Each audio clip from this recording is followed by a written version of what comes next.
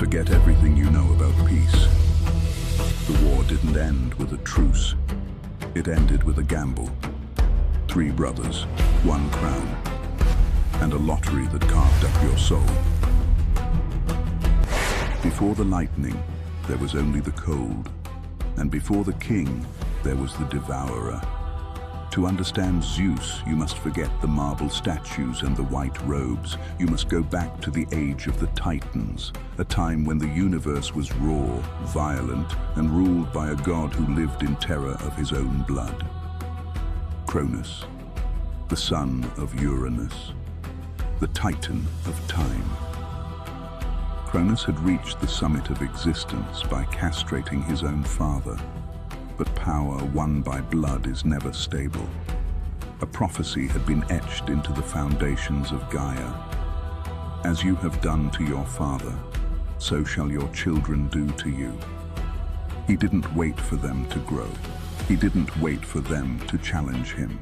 As Rhea, his sister wife, gave birth to the first of the Olympians, Hestia, Demeter, Hera, Hades, and Poseidon, Cronus did the unthinkable. He didn't kill them, he consumed them.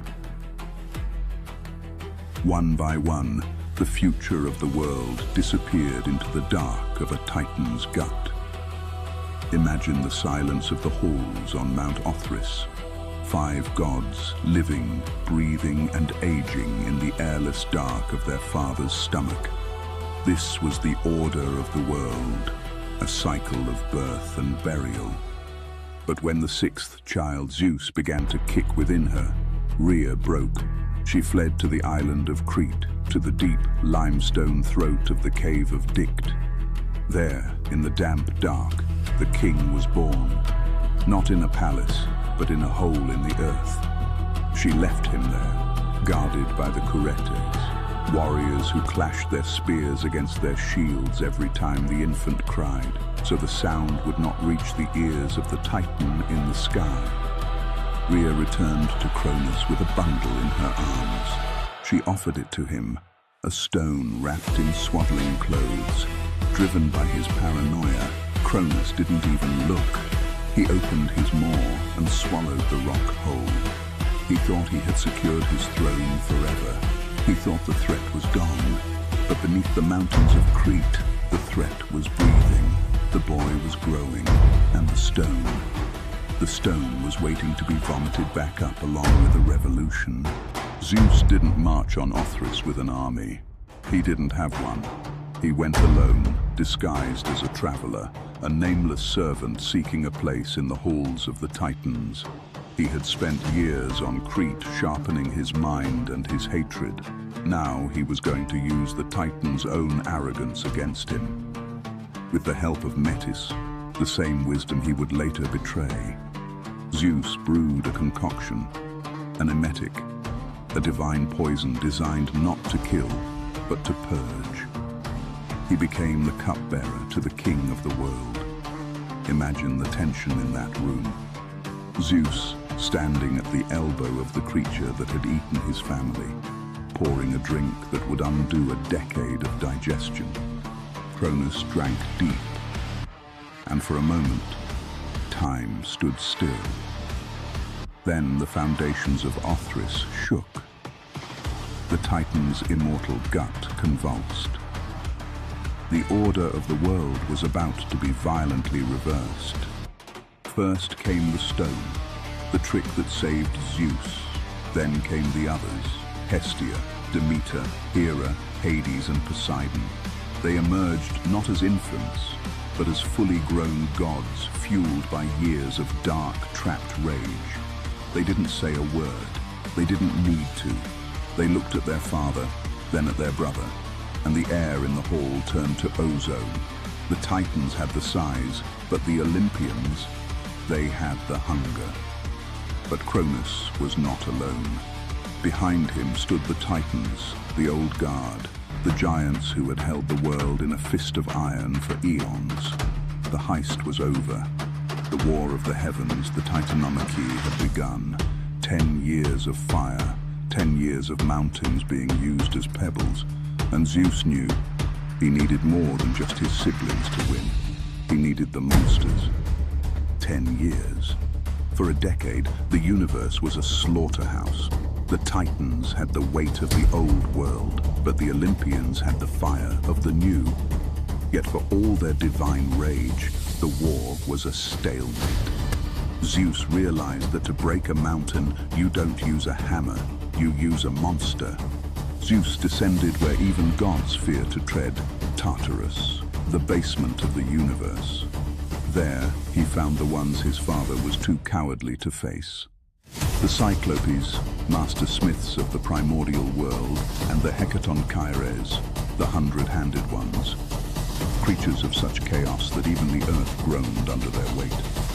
Zeus didn't see abominations, he saw the keys to the throne. In gratitude for their release, the Cyclopes gave the brothers their weapons of mass destruction, to Hades the helm of darkness, to Poseidon the trident that could shatter tectonic plates, and to Zeus they gave the master bolt.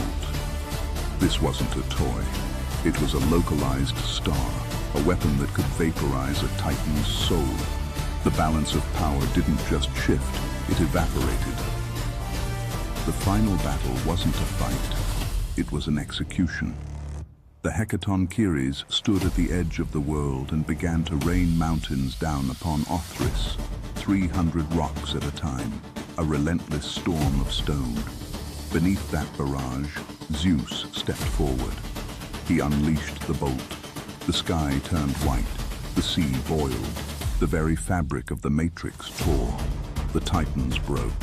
They were dragged down into the same pits where they had imprisoned their brothers, bound in chains of adamant that would never rust. Zeus stood atop the smoking ruins of the old world. The war was over. The era of the tyrant had begun. But a king with no world to rule is just a ghost, and the division of the spoils was about to turn brother against brother. The war was won. The Titans were screaming in the dark of Tartarus. But as the dust settled, a new danger emerged. Ambition. 3 brothers had broken the world together, and now they had to decide who would own the pieces. There were no maps, no borders, only the sky, the sea, and the shadow. They didn't fight for it. They knew another war would leave nothing left to rule. Instead, they gambled. They put their fates into a helmet and shook the dice of the universe. This was the great lottery, a moment of chance that would dictate the next 10,000 years of human history. Poseidon drew first. He claimed the salt and the storm. The restless, churning depths became his throne. He became the earth shaker, the god who holds the foundations of the continents in his hands. He was given a kingdom of silence and pressure, forever separate from the light of the sun. Hades drew next. He was given the short straw. The unseen one was banished to the basement. He didn't get the clouds or the waves. He got the cold, hard reality of the end. He became the warden of the dead, the king of the wealth beneath the earth. He walked away from his brothers without a word, descending into a kingdom where no one ever speaks his name aloud. And Zeus won the sky, the highest frequency. He took the summit of Olympus and declared himself the overseer of fate. He took the lightning, the eagle, and the laws. He became the architect of the grid we still live in today, the one who decides when it rains, when the sun shines, and when a life is cut short. So when you look up at the stars, or down into the deep, or into the shadows of your own room at night, remember the lottery. The world isn't a gift. It's a divided house, ruled by 3 brothers who haven't spoken in an eternity, each waiting for the other to blink. The myths aren't over. They're just waiting for the next roll of the dice. The fire fades, but the stories, they never truly die. I am Cronus, the voice in the dark, the keeper of the truth you forgot. They wait in the shadows of the ruins, whispering to those brave enough to listen. If you seek to walk the path of the ancients again, subscribe, and stay within the light. For in the world of myth, silence is the greatest lie. Until the next scroll unrolls, keep your eyes on the heavens.